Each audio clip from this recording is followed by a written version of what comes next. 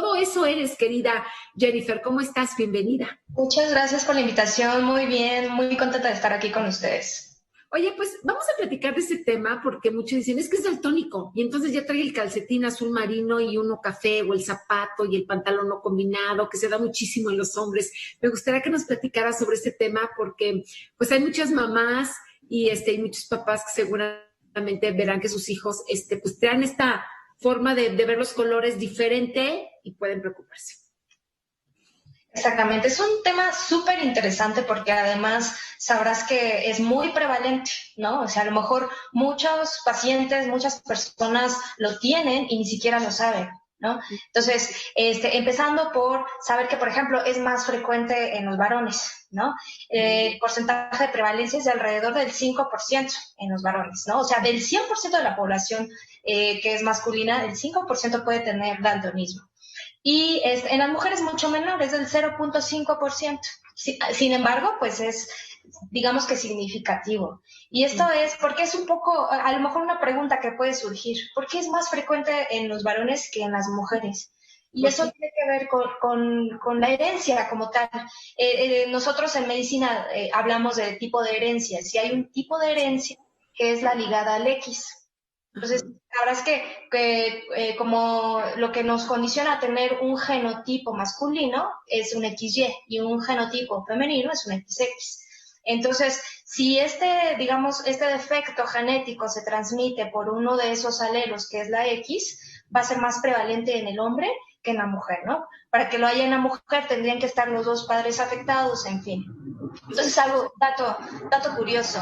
Otra cosa, por ejemplo, la percepción del color, ¿qué tanto afecta? La realidad es que la mayoría de los pacientes que son daltónicos, que el nombre correcto de hablar sobre el daltonismo es decir que el paciente tiene una discromatopsia, ¿no? Pero está más ampliamente conocido como daltonismo. Entonces, en general, los pacientes que tienen discromatopsias suelen tener buena visión, pueden tener un 20/20, es más, hasta visión de profundidad.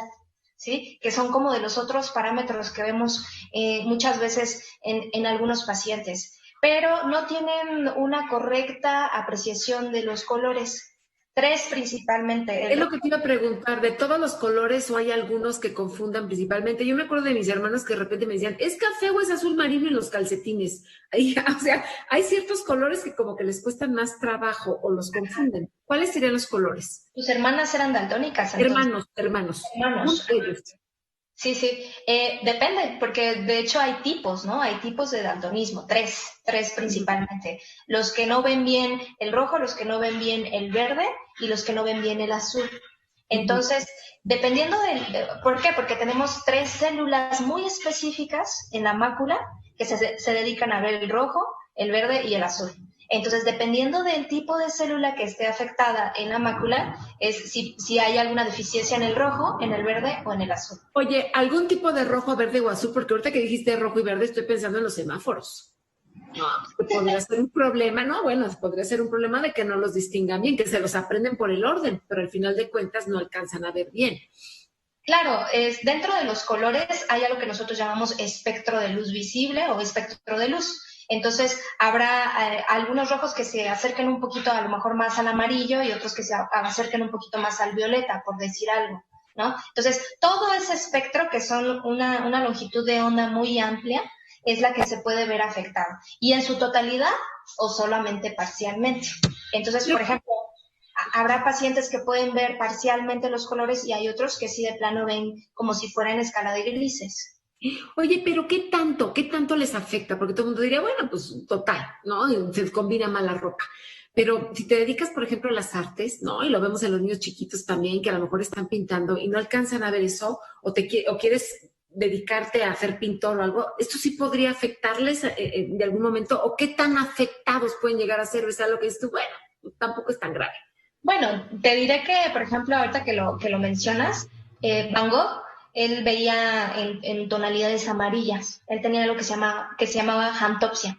Entonces, por eso muchos de sus recuadros y de su obra está en esa tonalidad, ¿no? La razón por la que él veía en esas tonalidades era no tanto el daltonismo, era por otras razones. Sin embargo, te lo pongo como ejemplo porque no nos va a limitar ni en el arte, ni en el deporte, ni demás. Pero sí te voy a decir que ciertas profesiones muy específicas, digamos que están limitadas para ellos. Por ejemplo, entrar a las Fuerzas Armadas, lo que es, bueno, aquí en México, Defensa Nacional o la Marina o Fuerza Aérea, pues obviamente el daltonismo es una contraindicación. Y de hecho, para entrar, si quieres entrar a la escuela, aunque sea estudiar otra cosa distinta a la medicina o distinto a estar como tal siendo piloto o chofer, etcétera, si eres daltónico no puedes entrar.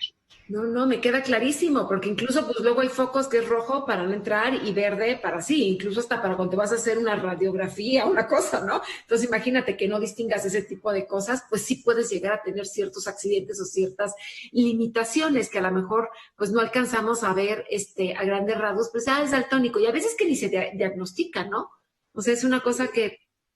Pues, la verdad es que muchos de ellos no lo saben. Por ejemplo, y es justamente lo que te decía, que muchos de ellos ya hasta que van a entrar a su profesión, que les piden este tipo de estudios y demás, o a la escuela, que son escuelas militares y demás, es cuando se dan cuenta que son daltónicos. Entonces, oye, ¿habrá personas, esto ya viene, que vean solamente en blanco y negro? Digo, se me está ocurriendo, que vean, que no puedan distinguir los colores. Sí existe en el mundo mundial. Pero sería más bien ver como en escala de grises, te decía, ¿no? Si, por ejemplo, estas tres células que se dedican al rojo, al verde y azul están ausentes o están no funcionantes, el paciente va a ver en escala de grises. O sea, sí existe gente que vea grises, que no vea colores. Sí, claro, pero es poco frecuente, ¿sí? No. La gran parte de las discromatopsias solamente está afectado un color. Suele ser el rojo, el verde o el azul. Pero si se afectan los tres, entonces el paciente va a ver en escala de grises. Oye, y todo pasa por el cerebro. Me imagino que también el sistema anímico y todo eso se ve afectado. Que no es lo mismo ver colores, ¿no? Que te causan dopaminas y cosas de esas, a cuando ves todo en gris. Deben de ser personas que viven muy tristes o se acostumbran, no lo sé. Pues deberían de haber estudios, ¿no? Estaría muy interesante ver si es que los psiquiatras y los psicólogos han hecho realmente un estudio a profundidad en los pacientes daltónicos, porque sí, ciertamente es algo que llama la atención. Y a lo mejor lo habrás visto en algún video de esos que promocionan los lentes para corregir el daltonismo, que los pacientes se ponen muy, muy, muy emotivos, porque en algún punto pueden ver algo que no han visto toda su vida. Ok, entonces sí hay, yo no sabía de eso. ¿Sí hay algún tratamiento o lentes especiales o algo para que puedas ver los colores? Esto es relativamente nuevo. Aquí en México no se tiene como tal un laboratorio, alguna empresa que haga este tipo de lentes. Lo que hay son ciertos tintes, por ejemplo, las gafas se pueden entintar.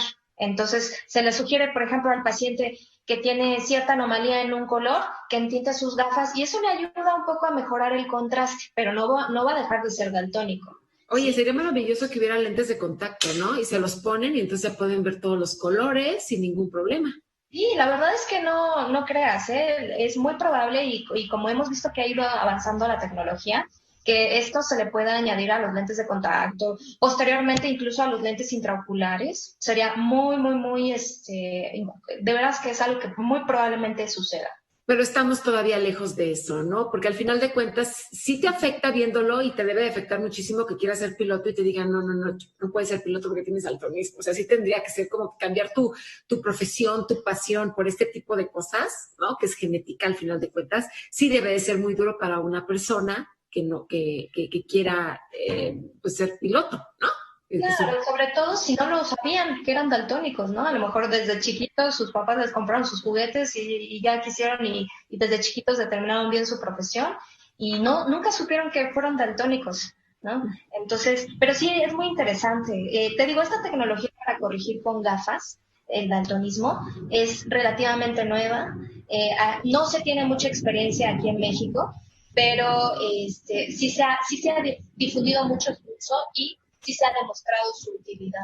Oye, ¿y cómo podemos saber las mamás? Porque dices que muchas veces no se dan cuenta hasta que entran a pedir una chamba. Si nuestros hijos son daltónicos, ¿hay algún estudio? ¿Ustedes como oftalmólogos pueden hacer alguna prueba y darse cuenta sobre además el grado que tienen de daltonismo? Claro, podemos determinar el grado de daltonismo y el tipo y la severidad del daltonismo con varias pruebas. Digamos que la más conocida es una que se llama Ishihara. No sé si has visto estas paletas que tienen como números y que tienen muchos circulitos de colores y demás. Ese es el que está como más difundido, más al alcance de todos. Hay otro que es mucho más específico y que se puede hacer en el consultorio de oftalmología, más específico y más completo, que se llama Farnsworth. Ese Farnsworth tiene como unos circulitos de colores, mira, que se van alineando dependiendo de cómo lo vea el paciente, y después vemos si lo colocó correctamente, ¿sí? Lo acomodamos del 1 al 15 para ver si lo hizo correctamente, y al final se grafica en una hojita. Ah, ok. Bueno, lo importante es que sí hay estudios, y yo te agradezco muchísimo el que nos hayas acompañado, doctora Jennifer Montoya Silva. ¿Nos podrías dar una red social para seguirte? Claro que sí, me pueden buscar en Instagram como @oftalmo.montoya. Bueno, pues gracias, Jennifer. Muy interesante todo lo que nos dijiste. Te mando un abrazo y aquí estamos. Muchas gracias por la invitación. Un abrazo. Un abrazo. Vamos a una pausa.